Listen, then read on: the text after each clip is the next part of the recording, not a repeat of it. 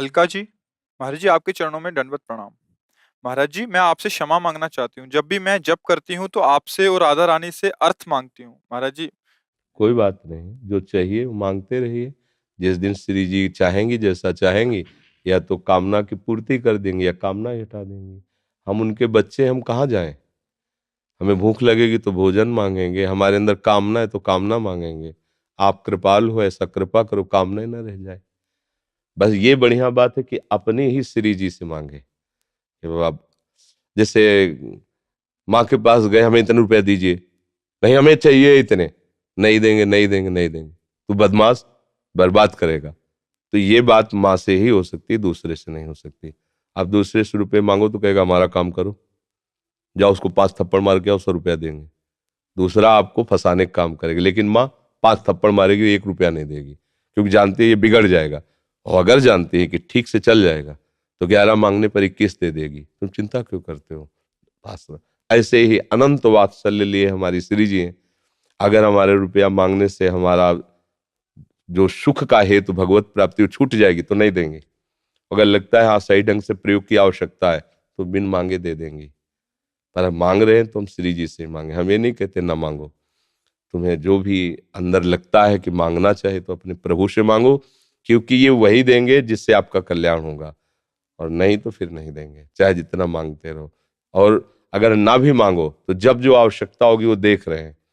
चाह और आवश्यकता में अंतर होता है, ये ध्यान रखना। चाह में और आवश्यकता में अंतर होता है। आवश्यकता पेट भरने की, चराचर जगत को देते हैं। चाह है कि इस होटल का आवे, इस होटल, तो अब फिर तुम्हें परेशान होना पड़ेगा।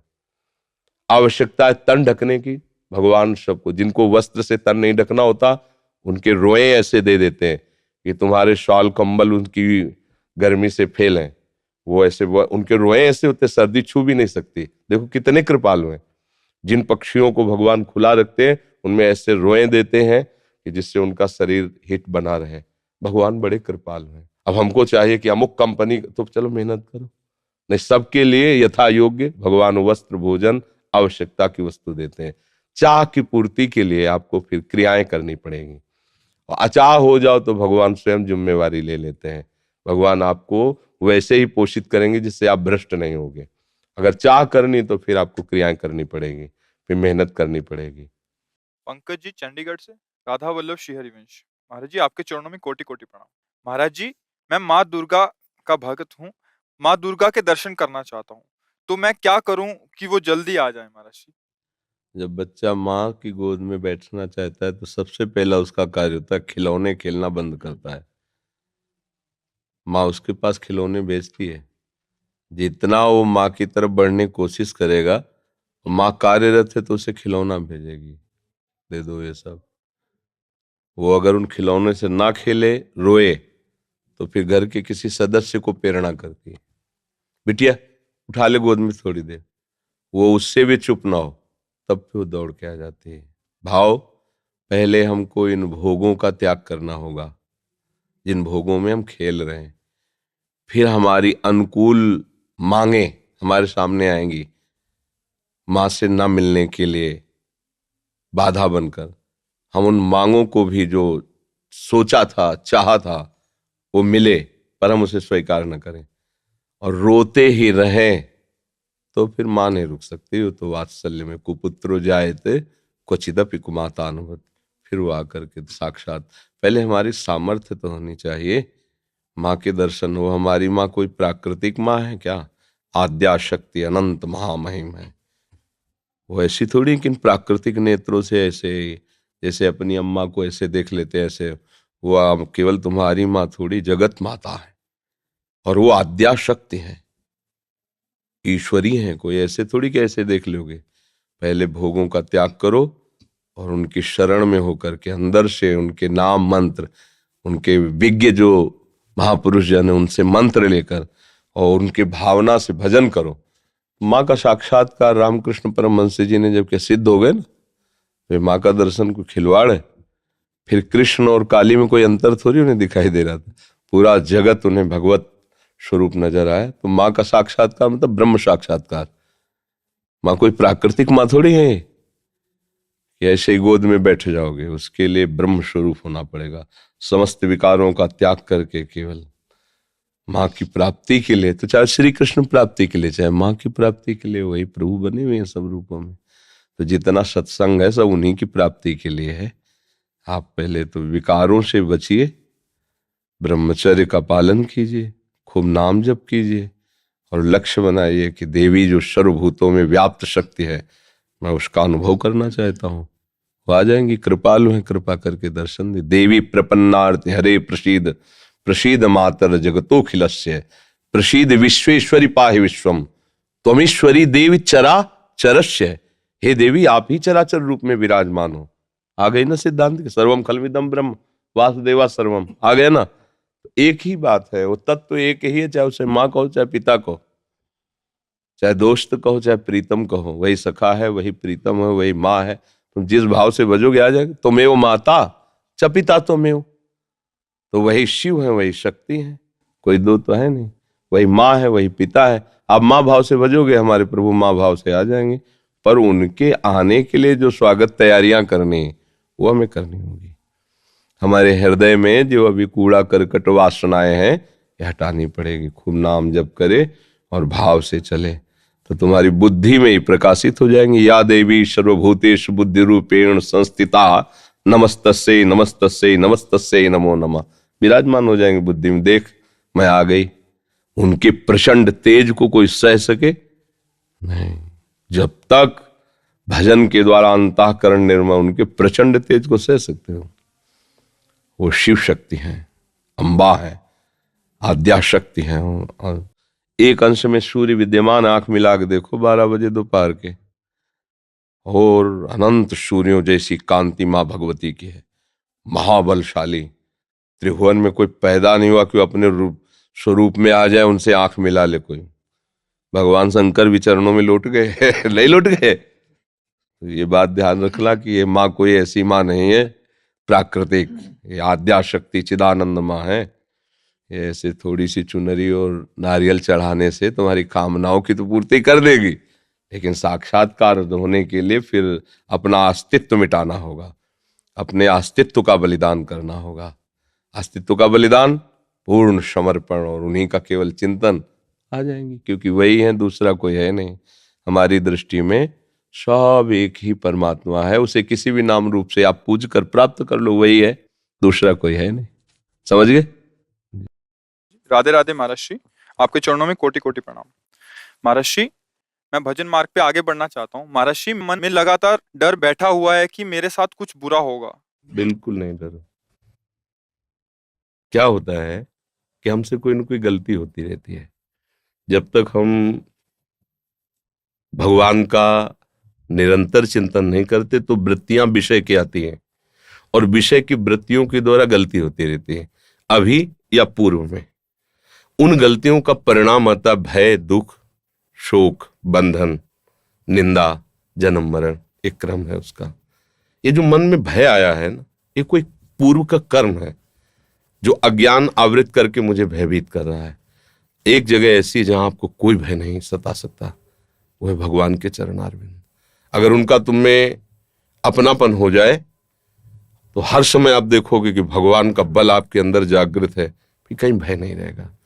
हमारा मन कई तरह से भयभीत होता है। हमारी प्राप्त सुख सामग्री न नष्ट हो जाए, हमारा प्राप्त सम्मान न नष्ट हो जाए, हमारा प्राप्त पद न नष्ट हो जाए, हमें प्राप्त शरीर न नष्ट हो जाए, इन्हीं बातों का भय रहता है।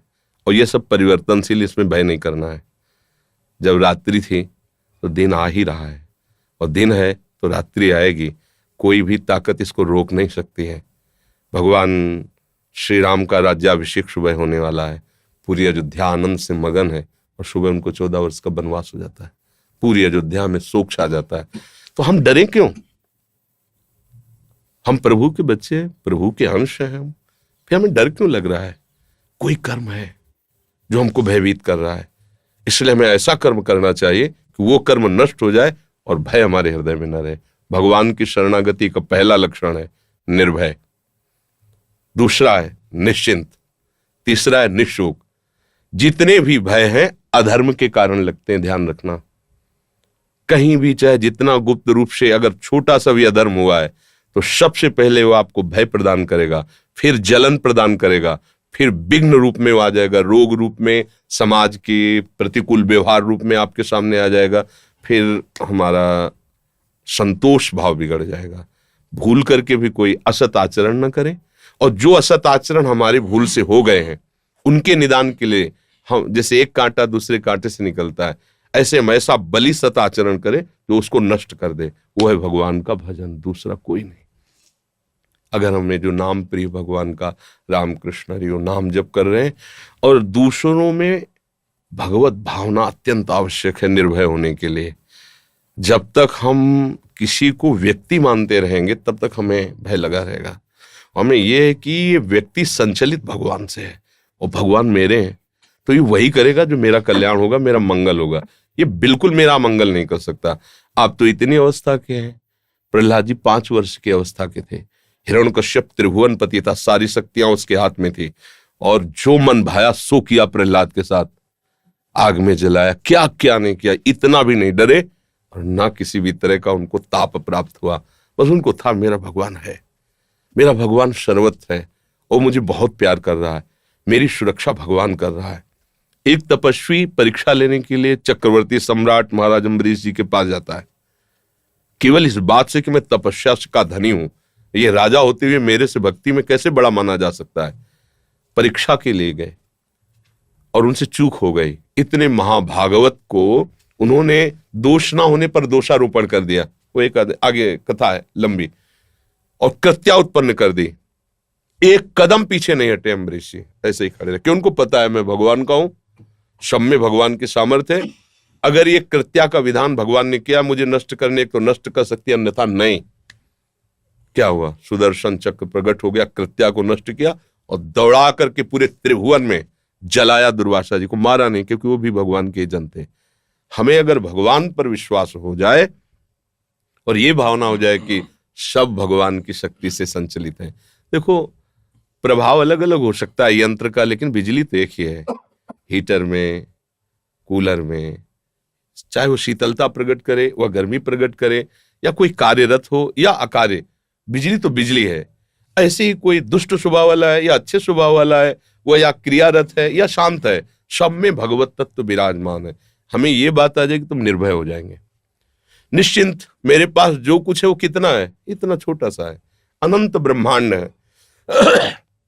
उन ब्रह्मांडों को रचने वाले भगवान को कितना समय लगा है ब्रह्मांड रचने में, इतना। इसे निमेष कहते हैं, इतना निमेष, भ्रकुट विलास, इतना भ्रकुटी विलास सृष्टि लय हुई, इतने समय में रच गया है। तो मेरे मालिक हैं।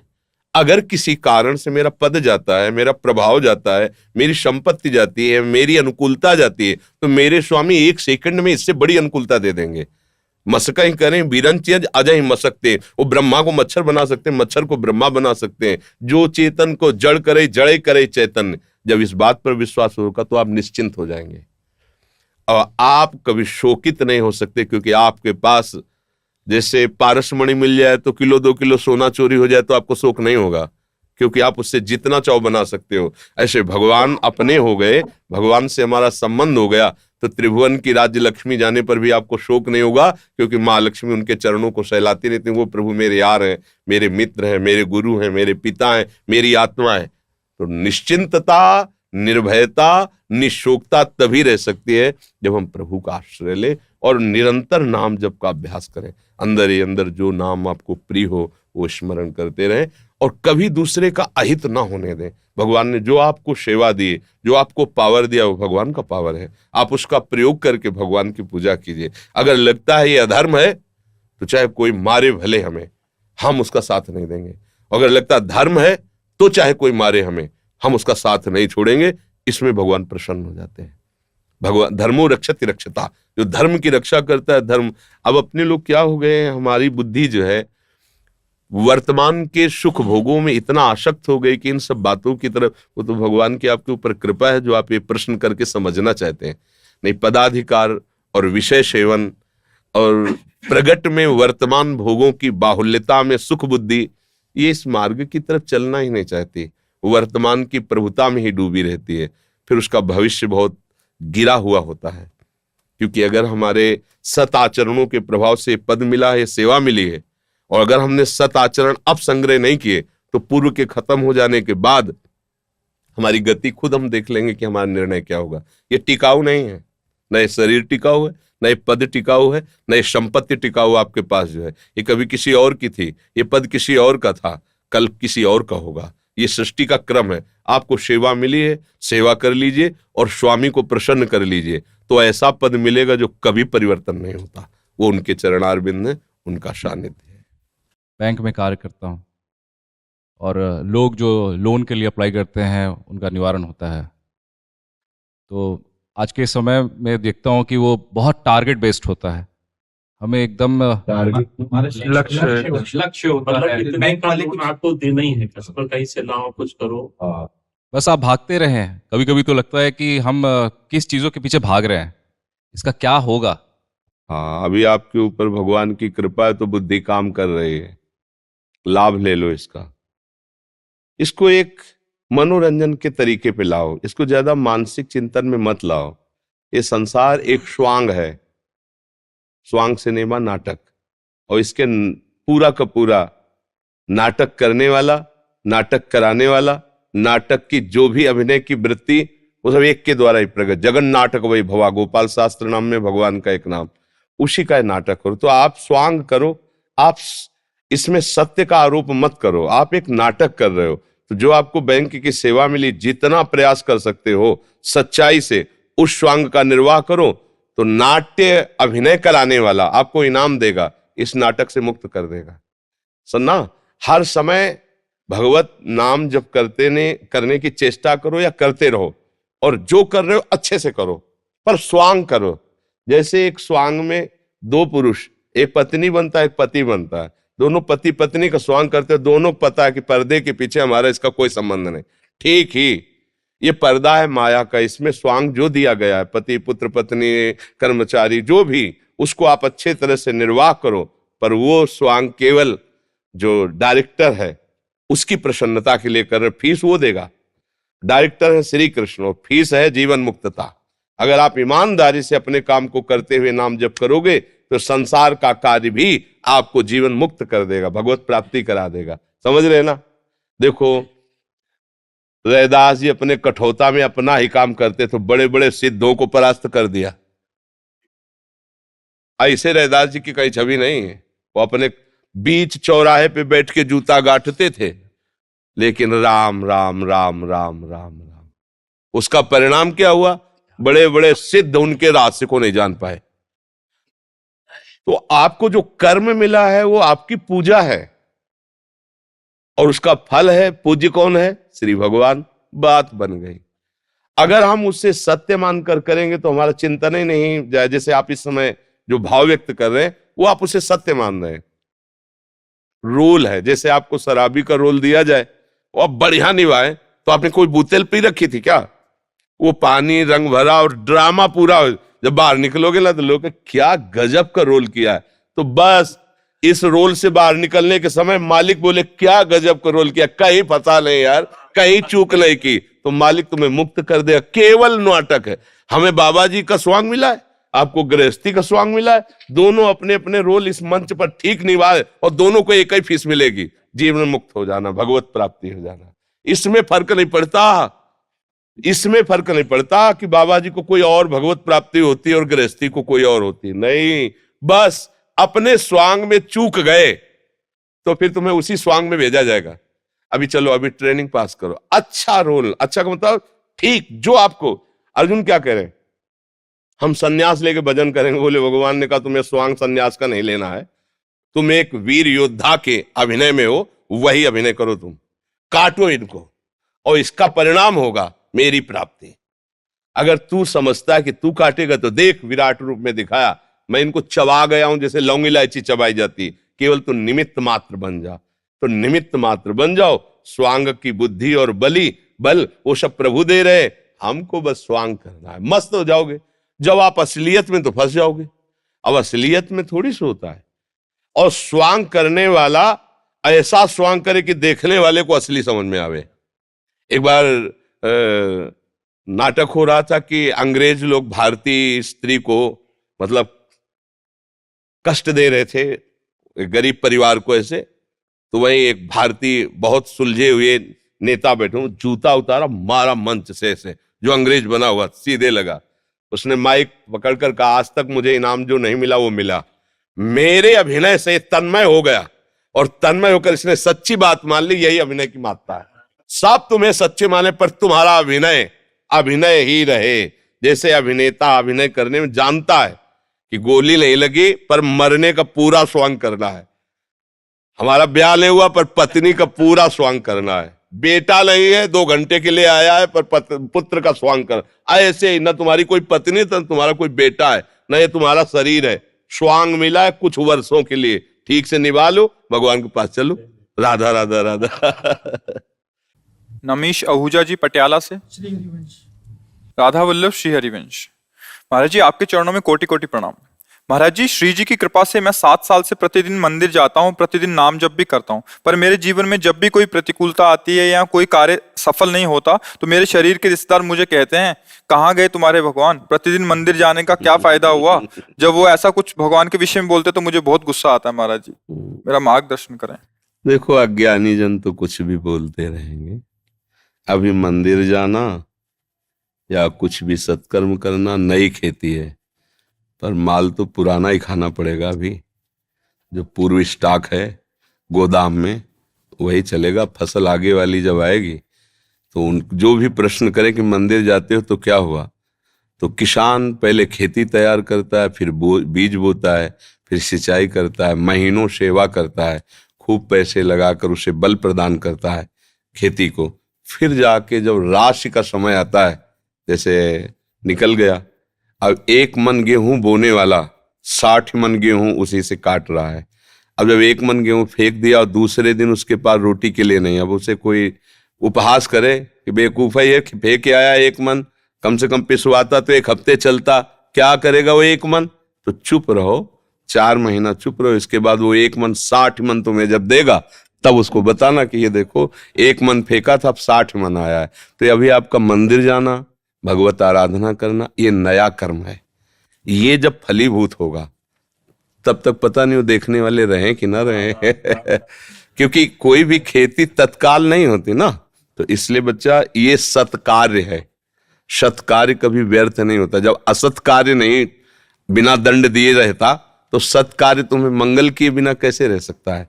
हाँ, ये जरूर है कि पूर्व जन्म के हमारे कुछ ऐसे कर्म हैं जो हमें भोगने ही पड़ेंगे। हाँ, तो इसमें कभी भगवान पे अश्रद्धा न करे। हाँ, उसको जैसे हम कई बार सत्संग में सुनाया है, उदाहरण से बात समझ में आ जाती है। 1-2 मित्र थे, स्कूल में साथ पढ़ते थे। जब थोड़े सयाने हुए तो एक गलत मार्ग में चला गया। धनी घर का था, शराब पीना, वैश्यागमन करना, जुआ खेलना, बस ऊट पटांग गनत। और एक था गरीब घर का था, वो गंगा नहाना, नाम जप करना, मंदिर जाना, ऐसे शुरू कर दिया। अब जो जिस मार्ग में चलता उसमें उसकी और बढ़ोतरी होती, वो और गंदा, ये और भगत, तो इसने ब्याह भी नहीं किया, नाम जप। और वो तो मतलब जितनी गंदगी। एक दिन दोनों मित्रों की मिलान हो रही थी, वो उधर से आ रहा था और ये इधर गंगा नहा के नाम जप करते हुए जा रहे थे। तो जे देखा मित्र से इतना बड़ा खजूर काटा होता ना, इतना बड़ा काटा पार कर गया। वो भगवान का नाम लेते हुए बैठ गए और वो लॉन्ग बूट पहने हुए नशे में एकदम। बोले, देख लिया तेरे भगवान ने क्या किया, पूरा जीवन हो गया ना गंगा नहाते हुए, अब क्या, देख मेरे पास वैभव, क्या कमी है। लोग जहां जाते 4 लोग आओ बैठते, मौज मस्ती, कहते थे हमारे साथ रहे, मौज मस्ती में रहेगा। अब इतना कह के तो चला गया। 4 कदम बढ़ने पर उसको एक अटैची मिली जिसमें हीरे थे। लौट के फिर आए, बोले, देख रहे तेरे कांटा लगाओ मेरे। अब तो उसका विश्वास नष्ट हो गया कि यार मतलब वास्तविक कुछ नहीं है ये सब, गंगा नहाना है सब, चला गया। इतने में जब किसी का विश्वास टूटता है तो भगवान उसको, जैसे आपको यहां भेज दिया, या भगवान स्वयं समझा देंगे, क्योंकि विश्वास भगवान पे किया ना तो वही समझा, ये ड्यूटी है उनकी, वो समझा देते। कोई ऐसा शास्त्र पढ़वा देंगे, कोई प्रवचन सुनवा देंगे, अच्छा ऐसा आपके या अंदर ही विवेक जागृत, ये उनके हाथ का बात है, वो क्या करते हैं। भगवान एक ब्राह्मण के रूप में वयोवृद्ध तपस्वी, अरे बेटा तुम्हारे कांटा लग गया क्या, राम राम। बोले, नाम मत लो, पूरा जीवन हो गया नाम लेते हुए, हमको क्या मिला, वो हमारा मित्र है, शराब पीता, व्यभिचार करता, नाना प्रकार के, और देखो उसे अटैची में, यहाँ भोजन की व्यवस्था नहीं, पूरा जीवन हो गए। बोले पहले कांटा निकाल लेने दो। वो भगवान थे, सर से कोई पीड़ा नहीं। कहा बेटा तुम देखना चाहते हो कि उसको ऐसा क्यों है, तुम्हें ऐसा क्यों है? तो जैसे टीवी चल दे ना सीरियल, ये देखो चिप लगा दे तो पूरा सीन, और उसको पूर्व जन्म का सीन दिखाई देने लगा कि ऐसा भयानक पापाचरण पूर्व जन्म किया था, इस जन्म में इसी क्षण सूली की सजा मिलनी थी। उससे पूर्व में राजा लोग सूली की सजा देते थे। सूली के एक भाले जैसा यंत्र ऊपर से जाके छोड़ दो, गुदा द्वार में ऐसे घुस जाए, वो तड़पता हुआ कितने घंटों में, मतलब बहुत बुरी मृत्यु, बहुत बुरी मृत्यु, जैसे क्रूश की सजा, गाड़, बहुत बुरी मृत्यु। वो तुम्हारे इस भजन के प्रभाव से सारे पाप नष्ट हो गए, एक खजूर के कांटे में निकल गया। अब तुम्हारे पाप नष्ट हो गए, अब ये पुण्य और पीछे का पुण्य दोनों मिल रहे हैं। आगे चलकर तुम्हारी ऐसी उन्नति होगी जो सदा सदा के लिए सुख प्रदान करेगी। और इसका पूर्व जन्म का इतना पुण्य था कि इस समय इस प्रांत का ये राजा होता, पर इसने व्यभिचार करके, पाप करके सारे पुण्य नष्ट कर दिए। अब इसको जो एक अटैची में हीरे जवाहरात मिले खाली, बस समाप्त उसका पुण्य। इसको जहां भोगेगा तहां पूर्व का पाप और अभी का पाप जब मिलेगा तो ऐसे ब्लास्ट होगा कि देखने लायक नहीं रहेगा ये। अब उसको विश्वास हुआ कि हाँ ये बात, बोले तो कभी हम नहीं छोड़ेंगे भजन। बोले हाँ, भजन व्यर्थ नहीं होता। वर्तमान में देखा जाता है कि सत्य से चलने वाला, भजन करने वाला दुखी हो सकता है, और गंदा आचरण करने वाला बढ़िया पर ध्यान रखना, वो बढ़िया तब तक है जब उसका पूर्व का पुण्य चल रहा है। जहां वो खत्म हुआ फिर देख लेना क्या बढ़िया है। रावण की खोपड़ी को जब बंदर लात मारते थे ना, कटी हुई खोपड़ी, तो मंदोदरी रो के कह रही थी, राम विमुखस हाल तुम्हारा और रहा न कोकुल रोवन। एक समय था कि जब चलता था रावण तो पृथ्वी कांपती थी, दिग्गज चिकाड़ते थे। वही भगवान के विमुख जब हुआ तो लात मारते थे खोपड़ी में, फुटबॉल की तरह रावण की खोपड़ियां। हाँ, राम विमुख हाल। तो हम लोग क्या वर्तमान को देख करके अंजाद लगा लेते हैं गलत है या सही। वर्तमान में सही चल रहा है पर बार बार उसको धोखा खाना पड़ रहा है, तो लगता है सही कहाँ है, गलत चल रहा है। और वर्तमान में गलत चल रहा है, बार बार उसकी प्रोग्रेस, उन्नति होती चली जा रही, ये मार्ग सही नहीं, नहीं भूल नहीं। सत मार्ग कभी गलत नहीं हो सकता और गलत मार्ग कभी सत्य नहीं हो सकता, और सत्य की कभी पराजय नहीं है। थोड़े दिन देखो, पांडवों को वनवास हुआ, लेकिन हस्तिनापुर का चक्रवर्ती सम्राट का अभिषेक महाराज युधिष्ठिर को ये हुआ, काट के फेंक देंगे पूरा परिवार कौरवों का, है ना। थोड़ी दिन के लिए दुर्योधन दुशासन सब फूल रहे थे, वो बेचारे कष्ट पा रहे थे वन में, लेकिन परिणाम भगवान श्री कृष्ण और धर्म जिसकी तरफ है, जय उसी। तो थोड़े दिन कष्ट मिलना कोई मतलब बुरी बात नहीं, परिणाम बढ़िया हो ये बात देखें। थोड़े दिन मौज मस्ती हो, परिणाम तो फिर परिणाम। अब मौजे मस्ती में तो जेलें भरी हैं, ये जेल काहे भरी है, एम भरी है। बुद्धि भ्रष्ट हो गई, गलती कर दी, आजीवन सजा, आजीवन कारावास। भैया कभी अपने विश्वास को विचलित मत होने देना, है ना। वो ऐसी शक्ति हमें देना दाता, मन का विश्वास कमजोर होना। कहीं से भी बात हो, अपनी बात, अये हे प्रभु मुझे ऐसी सामर्थ्य दो कि आपके प्रति कभी मन का विश्वास कमजोर न होने पाए। ये माया करेगी, लोग ऐसा उपहास करेंगे, बड़े भजनानंदी मन के, हो गई ना किडनी फेल। दूसरे के लिए बपली कह रहे, हो गई ना किडनी फेल क्या। अब ये प्रोग्राम पीछे का चल रहा है नहीं? हमारी नई खेती है, ये देख लो नई खेती है। आप नौजवान राधा राधा ऑफिसर रैंक के लोग नौकरी छोड़कर बाबा जी बने बैठे, ये हमारी कमाई है, और ये हमारे पीछे की कमाई है। पूर्व जन्म का कोई पाप, माँ के गर्भ से ही ऐसी रचना की किडनी की कि अब जाकर कोई फेल हो गई। ये गर्भ से ही होता है, पॉलिसिस्टिक किडनी डिजीज, ये एक रोग होता है जो माँ के गर्भ से इसकी रचना होती है, ये वंशानुगत आता है। तो किसी के कहने से क्या है भाई, सब संसार में अपने अपने मन से चल रहे, वो कुछ भी बोल सकते, भगवान को गाली दे सकते, ले भगवान को गाली दे, तो किसी के मुंह में नहीं लगना, अपनी बात समझना है। बड़े भाग्यशाली हो जो तुम मंदिर जाते हो धर्म भाव में। शराब तो नहीं पीते होगे? हाँ, पीना भी नहीं, हाँ कोई भी तो समझता, ठीक है। ये नकारात्मक जो सोच होती है पाप के कारण बनती है, मलिन मन के कारण बनती है। जैसे पुण्य हो तो नकारात्मक क्रिया में भी सकारात्मक सोच हो जाए, और पाप जोर कस जाए तो सकारात्मक क्रिया में भी नकारात्मक नास्तिकता आ जाए। ये पाप का होता है। नाम जप करो, पाप नष्ट होंगे, चिंतन बदल जाएगा। चिंतन जो ही सकारात्मक होगा, आनंद आ जाएगा, आस्तिकता बढ़ेगी, सकारात्मक सोच बढ़ेगी, आनंद बढ़ेगा। नास्तिकता बढ़ेगी, नकारात्मक सोच बढ़ेगी, तो खूब आप अनुभव करके देख लीजिए, हृदय जलेगा और बड़ी से बड़ी उन्नति में भी आप अवनति का अनुभव करेंगे, बड़ी से बड़ी सफलता में भी आपको असफलता ही आंत लगेगी। और अगर सकारात्मक सोच है तो असफलता में भी आप सफलता ढूंढ लेंगे। तो हमें लगता है कि नाम जप करने से, भगवत लीला कथा श्रवण करने से हमारे विचारों का परिवर्तन होता है। ये नकारात्मक विपरीत भावना कही जाती है। इसी विपरीत भावना का त्याग भगवान की शरणागति से होता है। निर्भय, निशोक, निश्चिंत, विपरीत भावना का त्याग, संशयों का नाश, ये सब भगवान की शरणागति से होता है। हरि को अपना आश्रयदाता मानकर खूब नाम जप करो, लीला कथा गाओ, सेवा करो, अभी बुद्धि ठीक हो जाएगी। नकारात्मक सोच ही तो दुर्गति का कारण है। यही जब बढ़ जाती है तो डिप्रेशन हो जाता है, मरा हुआ आदमी रहता है। फालतू में भय, बिना कारण के भय की रचना कर लेना, बिना कारण के विषाद की रचना कर ले, ये सब नकारात्मक सोच का ही तो है ना। हाँ, कोई तुम्हें बहुत अपनापन दिखा रहा है तो नकारात्मक, ये ऐसा क्यों कर रहा है, मतलब क्या लेना चाहता है, क्या है ऐसा वो आदमी। अगर सकारात्मक सोच है, कोई बुरा भी करना चाहता है तो लगता है भगवान है ना, वो संभाल लेंगे ना, ये क्या बिगाड़ पाएगा, भगवान है ना, तो मस्ती आ जाएगी। तो हमें लगता है नाम जप कीजिए और भगवान का आश्रय लीजिए। संजय जी, श्री हरिवंश प्रभु, कोटि कोटि प्रणाम। महाराज जी, मैं आपसे पूछना चाहता हूं कि किस्मत और मेहनत दोनों जब साथ ना दें तो क्या करना चाहिए? भगवान का भरोसा ले लेना चाहिए।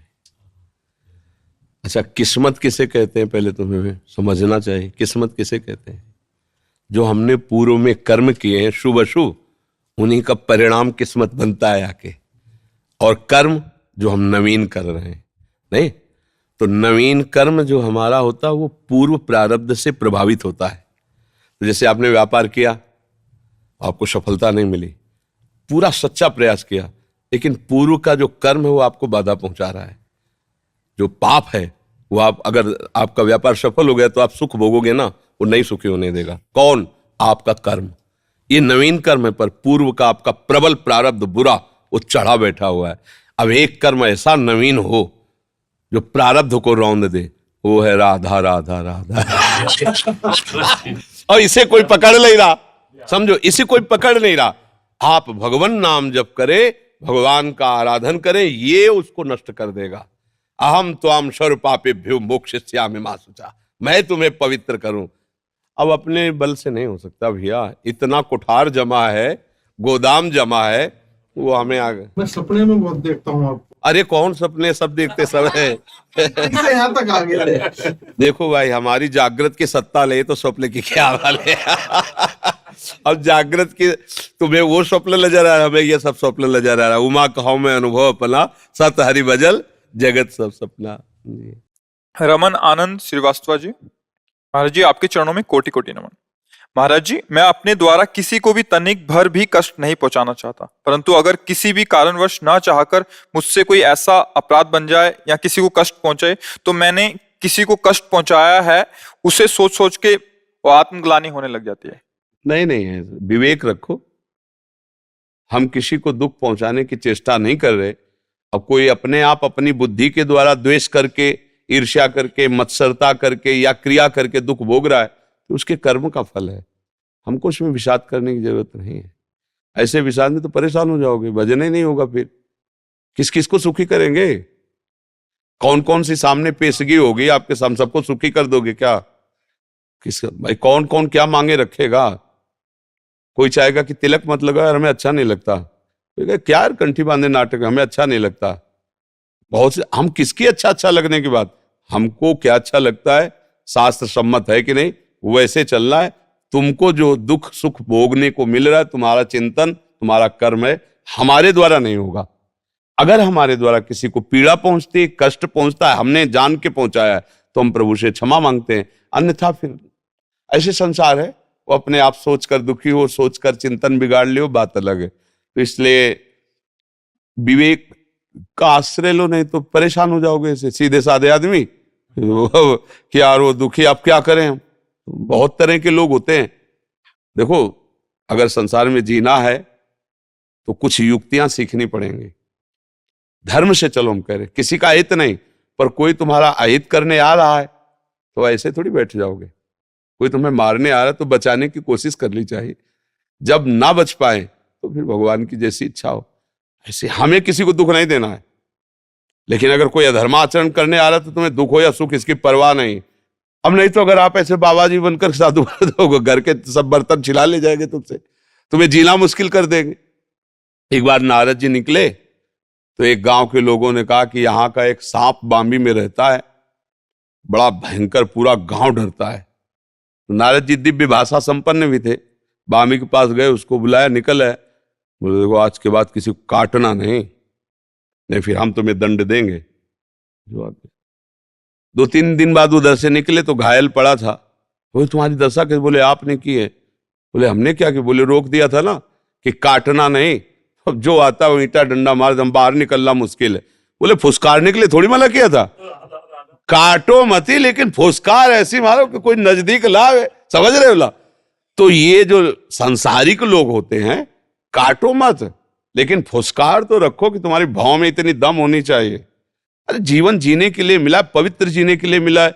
हाँ, धर्म पूर्वक चलो, कोई अधर्माचरण कर रहा है तो तुम्हारी आंख में दम होनी चाहिए कि रेखा मत पार करना। रेखा पार हुए तो देखो एक तरफ भीष्म जी हैं और एक तरफ भगवान हैं, और जब भीष्म विपक्ष में खड़े तो तान के बाण श्री कृष्ण को मार रहे, साक्षात श्री कृष्ण, और उन्हीं के सेवक है, उन्हीं के भक्त है। खेल खेलना सीखो। कुछ एकदम सरल हृदय के जल होते ना, तो उनको लगता है किसी को दुख न पहुंचे, किसी को क्षोभ, अब ये मुंह बनाए कैसे इसको प्रसन्न करूं, तो कभी नहीं प्रसन्न कर सकते। तुम ये लिख लो, हम अपनी बात कहते हैं। मान लो तुम तो गृहस्थ में रह के सोचते हो हम बाबा जी हैं, हमें लगता है मेरे द्वारा कभी किसी को भूल कर भी असंतुष्टता ना हो, और जब कोई असंतुष्ट जरा से दिखाई देता है तो मुझे लगता है क्या मेरे से गलती हो गई। फिर विचार आता है क्या वो अपनी सोच में असंतुष्ट है तो उसे हम कैसे सुधार सकते हैं। वो हमारी बात माने तो अभी सुखी हो जाए, तो हम भी नहीं सुधार सकते। अगर आप सुधरना ना चाहो ना तो हम भाए बाएं लगे रहेंगे, क्या होगा? आप बात मान लो, अभी बात सुधर जाए। और संसार तुम्हें अच्छा कहे कभी नहीं कहेगा, पक्का समझ लो, किसी भी तरह राजी नहीं है ये। एक आदमी घोड़े को लेके जा रहा था, पिता थे उसके और वो था, पिता थोड़े बूढ़े थे, तो उन्होंने कहा पिताजी आप बैठ जाओ, हम पैदल चल रहे हैं घोड़ा पकड़। 4 लोग मिले, बोले यार इस बुड्ढे को शर्म नहीं आता, लड़के को पैदल चलवा रहा है, घोड़े पे स्वयं बैठा जा रहा है। बोले बेटा तुम बैठ जाओ। आगे बोले जवान हो, शर्म आनी चाहिए, बूढ़ा पैदल चल रहा है, तुम घोड़े पे बैठे हो। बोले आओ पिताजी तुम भी बैठ जाओ। दोनों बोले आराम का घोड़ा मिला होगा तभी दोनों चढ़े उसमें। बोले दोनों उतर जाओ, दोनों उतर। बोले से बेवकूफ घोड़ा खाली जा रहा तुम, अब वो करे तो क्या करे आप? अब हमें ये बताओ कि घोड़े वाला करे तो क्या करे? संसार जी ले दे, किसी की मत सुनो, दोनों आराम से बैठो और यात्रा करो। ये संसार अगर कि ये ना कहे तो कभी ये मानने वाला नहीं। चुप हो जाओ तो वो गाली देगा, बोलने लगो तो वो गाली देगा। शांत अपने मार्ग में चलो, धर्म से चलो, तुम्हें लोग क्या कहते हैं ये सुनना बंद करो, तभी आगे बढ़ सकते हो। नहीं तो इस मार्ग में या कहीं भी आप देखो, जो लोग अपना कमा रहे हैं, धर्म से चल रहे हैं, पड़ोसी ही उसको नष्ट करने के लिए विधान बनाते रहते हैं, वो जलते रहते हैं।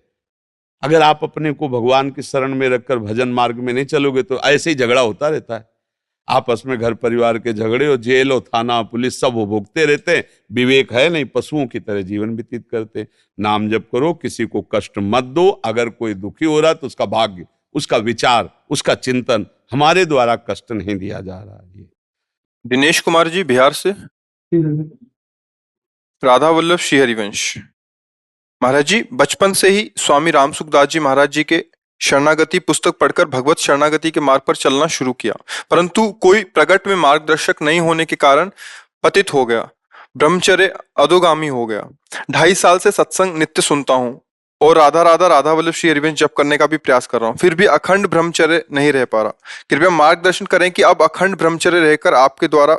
अखंड ब्रह्मचर्य बहुत कठिन बात है, बहुत कठिन बात। उसके लिए निरंतर सानिध्य चाहिए, प्रगट।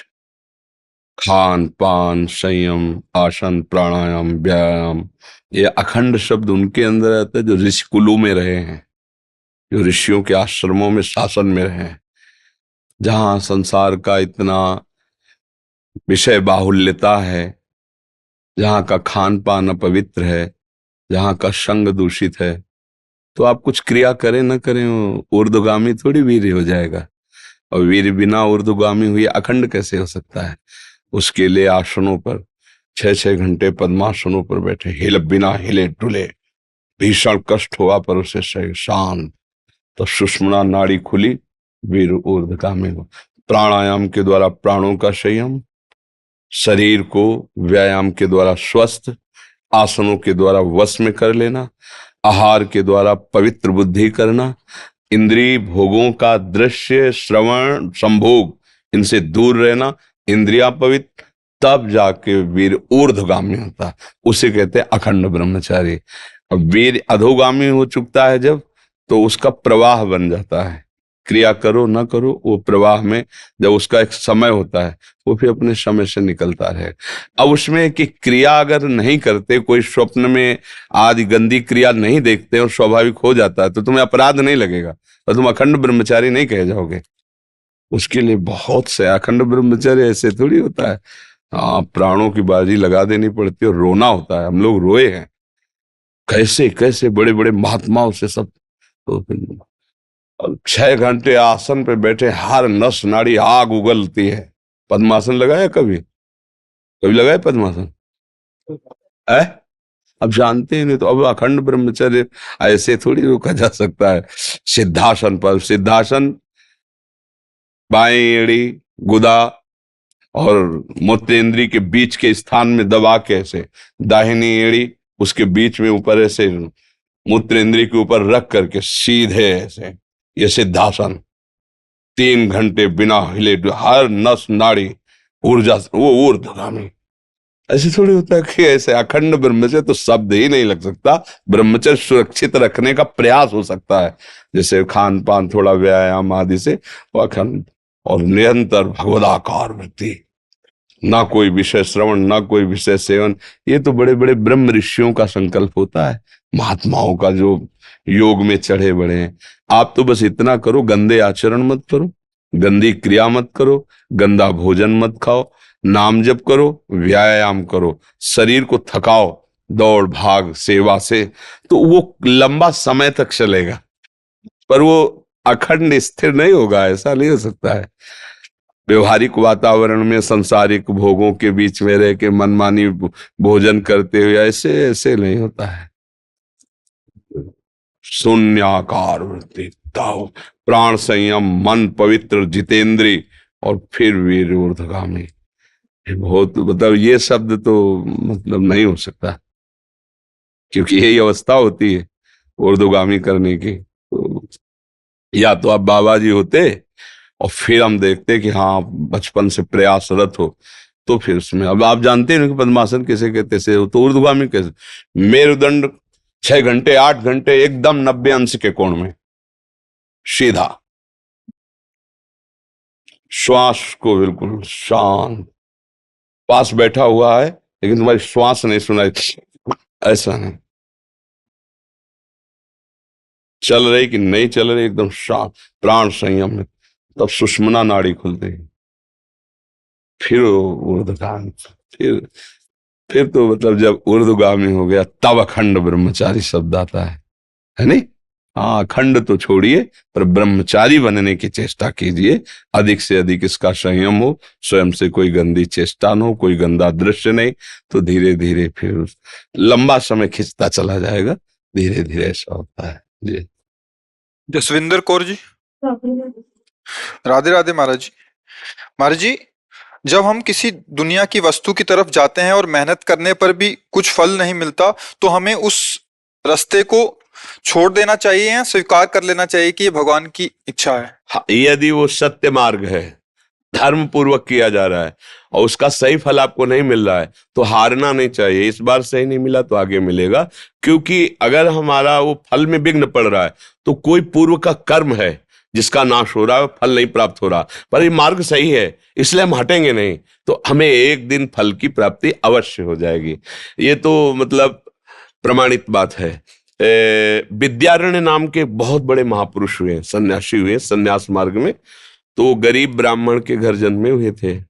बहुत गरीबी थी, खाने को भी नहीं था। तो उन्होंने सोचा कि मैं बालक हूं, क्या कर सकता हूं। तो यज्ञोपवीत हो गया था, गायत्री मंत्र मिला था। तो गायत्री का पुरस्चरण होता, 24 लाख गायत्री मंत्र जपने को एक पुरस्चरण कहते हैं। उन्होंने अनुष्ठान लिया कि हे गायत्री माँ, मुझे धन मिले जिससे मेरे माता पिता की सेवा हो सके। एक पुरस्चरण किया, कुछ नहीं हाथ लगा। दूसरा पुरस्चरण, 23 पुरस्चरण किए, 23 पुरस्चरण, 24 लाख गायत्री मंत्र के। फिर माता पिता इतने पधार गए, बहुत लंबा समय व्यतीत हुआ और उन्होंने संन्यास ले लिया। जे भी संन्यास लिया तो साक्षात माता गायत्री सामने प्रकट, और उनका जो तुम चाहो, देवराज इंद्र का पद भी चाहो तो तुम्हें दे। बोली माता, मुझे जरूरत थी, मेरे माता पिता भूखों मर गए, उनके लिए मैं आपका बोले तुम्हारे 24 ऐसे महापाप थे जिनके कारण तुम्हें धन का सुख नहीं मिल सकता था। अब तुमने 23 पुरस्चरण किए, वो खत्म हो गए, और सन्यास ले लिया, 24वां अपराध। अब तुम जो चाहो। बोले अब हमें कुछ ले, अब तो सन्यासी हो चुके हैं, अब तो बस ऐसा आशीर्वाद दो कि जिस धर्म में है उसी में दृढ़ हो जाए। इससे पता चलता है कि तुम्हारे जो पूर्व के पाप हैं, जब तुम सुख साधन में लगते हो तो वो विघ्न पहुंचाते, तभी तो तुम्हें दुख पहुंचेगा, क्योंकि तुमने जो पाप कर्म किए उनको तुम्हें भोगना पड़ेगा। तो अब जैसे किसी पापी आदमी को देखा जाता है, वो जो करता सफल होता चला जाता है, तो आपको संशय हो जाएगा कि हम तो धर्म से चल रहे, जो करते उसमें निष्फलता, और ये सफल होता चला जा रहा है, क्योंकि उसका सर्वनाश होना है। उसके थोड़े पुण्य हैं, उन पुण्यों के प्रताप से सफल हो रहा है और खूब पाप कर रहा है। तो पीछे का पाप और अभी का पाप जब जुड़ेगा, ये पुण्य खत्म हो जाएंगे, मिटिया मेट हो जाएगा। जिसे नहीं कहते मिट्टी में मिल गया, परिवार का परिवार सब, राज वैभव सुख मित्र सब मिट्टी में मिल जाएगा, धूर धूसरित हो जाएगा। और धर्म से चल रहा है, भले 2-4 सब्जी नहीं है, एक दाल रोटी या एक नमक रोटी खाता है, लेकिन परिवार स्वस्थ, और धीरे धीरे धीरे वो दीपक की तरह प्रकाशित होगा, हाइलोजन की तरह जल करके फ्यूज नहीं हो जाएगा। इसलिए धर्म से चलोगे तो हम मानते हैं कि आपका पूर्व कर्म आपके सुख में बाधा पहुंचाएगा, लेकिन वो नष्ट हो जाएगा कर्म, और जहां वो कर्म नष्ट हुआ बाधा वाला, तो आपको सुख प्राप्त होना शुरू। इसलिए धैर्य पूर्वक चला जाता है। किसी भी धर्मात्मा पुरुष के चरित्र को आप पढ़ करके देखो तो आपको मिलेगा, कई विपत्तियां आती है, कई संकट, तो उससे थोड़ी आ रहे हैं जो अभी कर रहे हैं। ये पुरानी फसल है। अभी जो गेहूं बो रहे हैं तो अभी खा लोगे क्या? वो तो 5-6 महीना लगेंगे फसल परिपक्व होने। तो अभी हम भजन कर रहे हैं और अभी हमें कष्ट मिल रहा है, ये हमारी पुरानी फसल है, हमारा स्टॉक है, वो चल रहा है। हम लोग समझते नहीं ना, तो लगता है जब से माला शुरू किया, जब से आरती शुरू की, तभी से सारी विपत्ति टूट पड़ी। ऐसा नहीं है। उसका समय निश्चित है, तुम्हारा कर्म निश्चित है। अगर भजन ना भी करते तो भी वो आके तुम्हें दंड देता। भजन कर रहे हो, जल्दी जल्दी निपट जाएगा, आगे सुख ही सुख है। नंदिनी जी ऑस्ट्रेलिया से। महाराज जी कोटि कोटि प्रणाम। महाराज जी, भक्ति के विषय में जानना सुनने के बाद भी पूरी एकाग्रता से, सिंसेरिटी से भक्ति में मन नहीं लगता, इसे कैसे ठीक करूं? देखो, अभी जाना नहीं, आप कहते पूरी तरह जान लेने से, ऐसा नहीं। अगर हमारी जानकारी में है कि असली ये 2000 का पड़ा है, तो कदम आगे नहीं बढ़ने देगा। 2000 रुपया कदम नहीं बढ़ने देगा, वही रुक लड़खड़ा जाओगे और झुकोगे, और आसपास कोई देख तो नहीं रख, चाहे जितने करोड़पति हो, समझ रहे हैं? क्योंकि आप असली बात जानते हैं कि 2000 रुपए की सामान मिल जाएगी, आपको महत्व उसका पता है।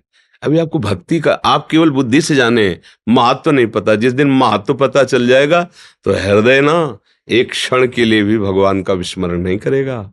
अभी नाम का महत्व नहीं है, अभी भक्ति का महत्व नहीं है।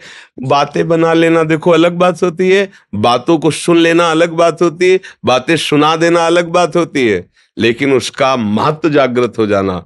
जैसे कंजूस आदमी 1-1 रुपया बचाता है, 1-1 रुपया बढ़ाता है और 1-1 रुपया संभाल के रखता है, ऐसे ही भक्तजन जो महत्व जान गए, आधा आधा आधा एक श्वास में और अधिक नाम जप लें, और अधिक। और कोई अगर कह दे कि तुम भजनानंदी हो क्या, एकदम बचाता नहीं, हम तो केवल भगवान के सहारे जी रहे, काम से भजन हो रहा, बचाता है बचाता है, तब दिव्य भक्ति का रस आ जाता है। अभी महत्व नहीं जाना, सुनते रहिए, जब आपकी समझ सच्ची हो जाएगी तब तद विस्मरणेन परम व्याकुलतेति।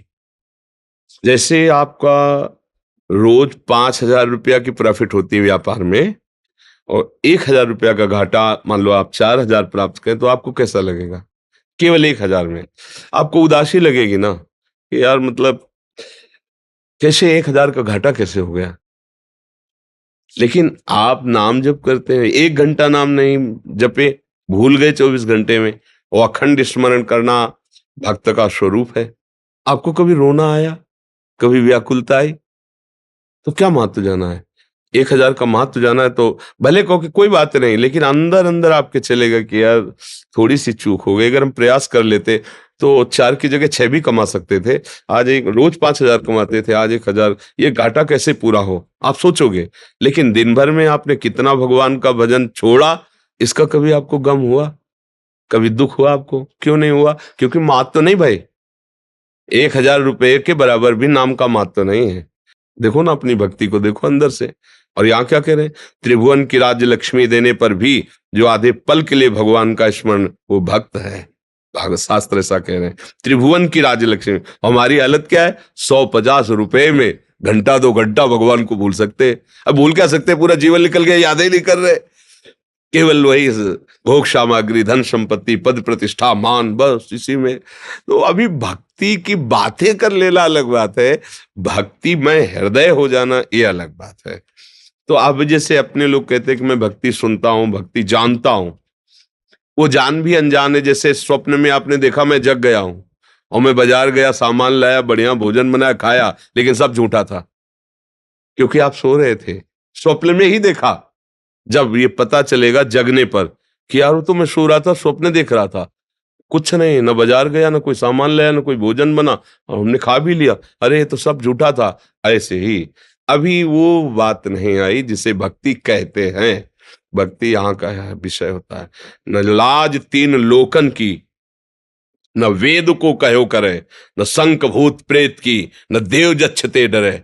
जानते हो, भगवान का नाम चल रहा है, न शंख भूत प्रेत की, न देव जच्छते डरे, सुने न कान और की, द्रवे न और इच्छना। ये भक्ति को जाना है। अब आया है रंग भक्ति का। तो अभी स्कूल में पार्टी छुइया लेके जाने लगे हैं, लेकिन पीएचडी थोड़ी कर ली है।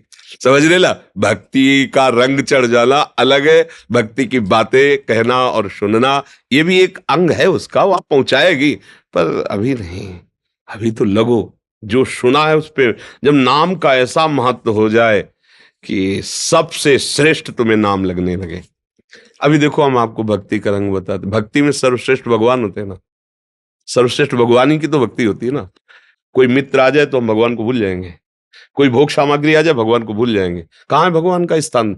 उस भोग सामग्री से भी नीचे है। भूला उसी को तो जाता है जो लघु होता है ना। क्यों? उसी को भूला जाता है जो हल्का होता है। आपके हृदय में भगवान कहाँ है? कितनी स्थान पर आपने भगवान को बैठा ला है? एक छोटी सी भोग सामग्री में, एक छोटी सी घटना में, दुखद या सुखद घटना में आप भगवान को भूल जाएंगे। कोई सुखद घटना आई तो भगवान से ज्यादा सुखद लगी ना, इसीलिए तो भूल गए ना। तो हम कहाँ भक्त हैं? जांच के देखो कहाँ भक्त है।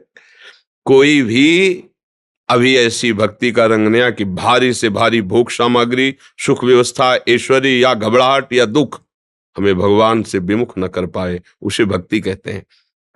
खंड तैल धारावत अव्यावृत भजनात्, सब कार्य करते हुए भगवान का स्मरण चल रहा है। तो भक्ति का भी रंग नहीं आया।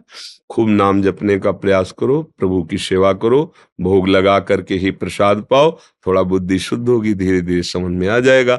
और रोज सत्संग सुनो। आजकल तो यंत्र का बहुत बड़ा कृपा प्रसाद है कि चाहे जितने दूर हो, अब बोलो ऑस्ट्रेलिया, अमेरिका, वहां से तुम वृंदावन की बात कैसे सुन सकते हो? लेकिन यंत्र का प्रभाव है, 1 मिनट में सर्च करो, जो यहाँ हो रहा है वो सुनने को तुम्हें मिल जाएगा, देखने को मिल जाएगा। सुना, देखा, चिंतन किया, तो जो चिंतन होता है वही तुम्हारा सत्य वस्तु होती है। तो चिंतन तो करवा ही देगा। जब हम वृंदावन के संतों का दर्शन करेंगे, उनकी बात सुनेंगे, तो चिंतन नहीं होगा, वृंदावन का चिंतन होगा, संतों का, भगवान का। तो चिंतन ही हमारा बढ़ता चला जाए तो भक्ति का रंग आ जाएगा। भक्ति का स्वरूप इतना समझ लीजिए, अनन्यस चिंतयन्तो माम। अनन्य चिंतन भगवान का भक्ति है। विस्तार में तो बहुत व्याख्या है, पर इतना सीधी बात, अनन्य चिंतन। देख लीजिए, कोई भोग इंद्रिय आई, गए भगवान, भूल गए भगवान को। छोटी छोटी घटना में भूल गए भगवान, हम झगड़ने लगे, भगवान को भूल गए।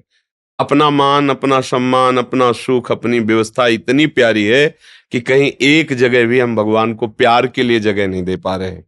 हम कहते हैं अपने को भक्त, मतलब इतना प्यार तुम्हें शरीर से है, इतना सम्मान से है कि अभी भगवान को तुमने सम्मान के ऊपर नहीं रखा है। अपमान हुआ तो उसी में खो गए। अच्छा, सम्मान हुआ, जय हो, ये तो ऐसा भूल गए, उसका चिंतन होने, मतलब भगवान कहाँ है। खास बात अंदर से आंतरिक, ये जो संतों का चिंतन चलता है उसका है ये अनुभव की बात। और जब भगवान ऐसे स्थान पे है कि न अपमान, न सम्मान, न लाभ, न हानि, न दुख, न सुख, कोई भगवान के स्थान तक नहीं पहुंच पाया, तो अखंड स्मरण चल रहा है। मस्त है वो मस्ती, फिर जो अंदर जागृत होती है उसे कहते हैं भगवदानंद। अभी तुम विषयानंद में है, और विषयानंद दुख ही है, लगता केवल सुखद दुख ही है। शैली पांडे जी। श्री हरिवंश। महाराज जी, आपके चरणों में कोटि कोटि प्रणाम। महाराज जी, मैं पूज्य श्री भाई जी को ही अपना गुरु मानती हूँ तथा पद रत्नाकर को गुरु कृपा से पाठ करती हूँ। महाराज जी, आपने एक एकांतिक वार्तालाप में कहा था कि आपको पूज्य भाई जी के दर्शन हो चुके हैं, कृपया मेरा भी मार्गदर्शन करें कि मुझे भी अपने सदगुरुदेव भगवान के प्रकट में दर्शन हो पाए। ये कोई मार्ग से नहीं होता है, इसमें व्याकुलता होती है। जब उनकी वाणी पढ़ करके नई अवस्था थी, तो अब हमारा तो भगवत मार्ग बचपन से रहा है ना, तो हमारा दृढ़ विश्वास, चाहे पूर्व जन्म की बात समझ लो या गुरु कृपा से समझ लो, हमें भागवतिक मार्ग पर कभी किसी बात पर संशय नहीं हुआ। जो निश्चय हुआ तो मुझे बस यही लगा अवश्य मैं प्राप्त कर लूंगा। मतलब हमारे अंदर कभी ये नहीं कि मैं कैसे प्राप्त कर सकता हूँ, ऐसा कभी नहीं आया। तो जब भाई जी की जीवनी पढ़ी, भाई जी की वाणी पढ़ी, तो फिर ये लगा कि सत्य महापुरुष तो आज भी विराजमान है और हैं तो मिलना चाहिए। भारी व्याकुलता पैदा हुई। उस समय गंगा किनारे शमशी में रहते थे, एकदम व्याकुलता, एकांत क्षेत्र, बस रोना अंदर से। नई अवस्था थी कि आप गुरुजन मुझे मिलो, मुझे मार्ग बताओ, मैं समझूं, अगर आप नहीं मिलोगे तो मैं भटक सकता हूँ। खूब अंदर से, बस उसे आप सोना कहें या उसे तंद्रा कहें या जागृत अवस्था में ही जड़ता कहें। देखा कि एक दिव्य आफिश, भाई जी बैठे, पूज्य राधा बाबा बैठे, भाई जी ऐसे चश्मा उठा के, हाँ क्या पूछना है। हमने कहा कि भगवान श्री कृष्ण की प्राप्ति कैसे होती है। दरवाजे का बाजू पकड़े से हम खड़े, बाबा हमारी तरफ देख रहे हैं। भाई जी ने कहा जब श्री कृष्ण हो जाओगे तब श्री कृष्ण की प्राप्ति होगी। मेरी समझ में नहीं आया, बस वो थोड़ी देर के बाद दृश्य अंतर्ध्यान, मेरी समझ में नहीं आया। फिर प्रार्थना की कि इसका तब समझ में आया कि मन कृष्णमय, बुद्धि कृष्णमय, चित्त कृष्णमय, अहम कृष्णमय, सब कृष्णाकार वृत्ति हो जाएगी। तब जैसे गोपीजन रुदुस्वरम राजन कृष्ण दर्शन लालसा, अब वो कृष्णाकार वृत्ति है, मन बुद्धि चित्त हम सब भगवत स्वरूप। तब भगवान का साक्षात्कार, किंचन मात्र कोई चाह नहीं, कोई इच्छा नहीं। तब भाई जी की बात समझ में आई। एक बार यहीं यमुना जी में, यहाँ वृंदावन में यमुना स्नान प्रातः काल करके गोपेश्वर भगवान को जल अर्पित करते थे, क्योंकि संन्यास मार्ग का अवलंबन था, तब तक राधा वल्लभ जी के नहीं हुए थे। एकदम देखा भाई जी ऐसे दिव्य सहचरी बपू, ऐसे नील घाघरा और नील चोली ऐसे धार, तो देखा कि अरे तो भाई जी महाराज है एकदम ऐसे। तो जब हमारा प्राण तदात्म हो जाता है और हम व्याकुल हो जाते हैं तो फिर दर्शन हो जाता है। वो हैं, क्योंकि भगवान और भक्त अभेद हो जाता है। अब वो भगवान में और भाई जी में इतना अंतर नहीं है, और वो हैं यही है, वृंदावन में है ना, क्योंकि प्रिया प्रीतम तो यही है ना वृंदावन में। तो हमारी व्याकुलता चाहिए। वो व्याकुलता ऐसा नहीं कह सकते कि इतना हो ऐसी हो, जिया ना जाए अंदर की बात कि अब नहीं, अब अगर नहीं तो फिर प्राण निकल जाएंगे। बस उसी समय अनुभव होने लगता है, महापुरुष जन कृपा करने लगते हैं। इसमें कोई साधन नहीं, प्यार कोई सिद्धांत से, प्यार का अलग सिद्धांत होता है, प्रेम का एक अलग सिद्धांत होता है। उसमें कैसे जिया जाए, अपने प्राण प्यारे के बिना कैसे जिया जाए, चाहे इष्ट में हो या गुरुदेव में हो। जब ये बात आ जाती है तो दरस बिन दूखन लागे नैन, मीरा जी कह रहे हैं, दरस बिन दूखन, पूरी रात व्यतीत हो जाती है। हे गिरधर, पूरा दिन रास्ता देखते हो जाती है, कैसे कैसे, जबकि समाये हुए हैं रोम रोम में गिरधर। तो नाम जप कीजिए और उन्हीं से प्रार्थना कीजिए कि आप हमें दर्शन के पहले दर्शन की व्याकुलता दीजिए। ऐसी लालसा कि ब्रह्मादिक के भोग सब विषम लागत ताहि, नारायण ब्रजचंद की लगन लगी है जाए। मुझे आप चाहिए बस। तो वो एक जो पागलपन चढ़ता है ना प्रभु के लिए, वो उसका लिखा पढ़ी वाली बातें नहीं, वो अलग होता है। बिल्कुल उन्हीं से प्रार्थना कीजिए, वही ऐसी गतिमति देते हैं। फिर और वो कहीं दूर थोड़ी है, जहां आप हो वही वो है। आपके हृदय में सबसे नजदीक वही है जिसे हम गुरु माना है, जिसे इष्ट माना है। हमारे हृदय से भी वो हमारे समीप नजदीक है, क्योंकि हृदय की रचना जो है ना, वो प्रकृति से है और वो परमात्मा स्वरूप है। हमारा अंश भी परमात्मा, वो प्रकृति के रचना से भी बहुत नजदीक हमारे हैं। पर जब हमारे अंदर इतनी व्याकुलता हो जाए, जैसे एक शिष्य ने पूछा गुरु जी से कि भगवान के दर्शन कब होंगे, उनका व्याकुलता आ जाए तब। तो कैसी व्याकुलता होती। बोले आओ चलते हैं यमुना स्नान करने, ले गए। और जो इस शिष्य डुबकी लगाई से ऊपर चढ़ बैठे, और थोड़ी देर तो सह गए, जब श्वास और दबा दिया एकदम। बोले गुरुजी अगर अब और रुक जाते तो प्राण निकल। बोले ऐसी व्याकुलता जैसी वायु लेने के लिए हुई ना, ऐसी प्रभु के लिए जिस उसी क्षण प्रभु मिल जाएंगे। अब वो व्याकुलता के अब जिया नहीं जा रहा, अब नहीं जिया जा रहा। जो अंदर की बात है, अंदर आग लग गई, विरह से हृदय जल रहा है, वो प्रभु देख रहे हैं। फिर वो दूर थोड़ी रहते हैं, आंखों में, चित्त में, मन में, बुद्धि में, रोम रोम में, बाहर भीतर। उद्धव जी ने यही तो देखा गोपियों को कि एक श्री कृष्ण मथुरा में बैठे, लेकिन इनके श्री कृष्ण तो इनके रोम रोम में समाये गए, इनके नेत्रों में समाये हुए हैं। बस उन्होंने कहा अभी तक हम लोग को उन श्री कृष्ण का परिचय नहीं हुआ जिनसे गोपी जन प्यार करती है। गोपियों की चरण धूलि की वंदना की है। खूब नाम जप करो और इष्ट आराध्य देव गुरुदेव से प्रार्थना करो जो अपनी व्याकुलता दे, अपना प्रेम दे। महाराज जी, भाई जी, एक अलौकिक विभूति पुस्तक में पूज्य सदगुरुदेव भगवान भाई जी ने भाव समाधि में युगल मंत्र बोला था, क्या हम उसे गुरु मंत्र मानकर जप कर सकते हैं? बिल्कुल, क्या शब्द तो हटा ही दीजिए। बताया परमार्थ में संशय बिल्कुल नहीं। बिल्कुल जब हमने गुरु स्वीकार किया है तो उनका वो मंत्र हमारे लिए गुरु मंत्र है, और उसे स्वीकार करके ना कभी मुख से बोलिए ये बात और ना वो मंत्र, दोनों बात समझो कि क्या ऐसा नहीं, क्या शब्द हटा दीजिए। और आज से इस बात का प्रश्न नहीं होना चाहिए। हमारे गुरु हैं, हमने वर्ण किया है, मंत्र मिल गया है मुझे, हो गए, बस चुपचाप सिद्धांत से चलिए। अगर उसमें आपको ही संशय रहा तो फिर बात क्या बन गई? किसी से सपोर्ट की जरूरत है?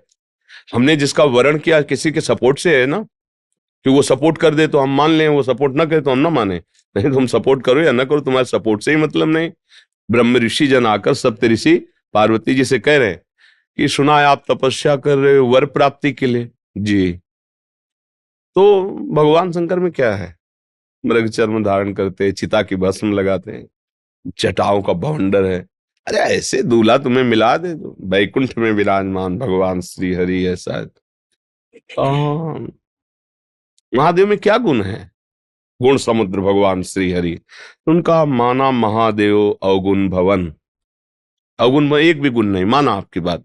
महादेव अवगुण भवन, विष्णु सकल गुण खान, पर जेहि का मन जैसन रमय ते ते ही सम।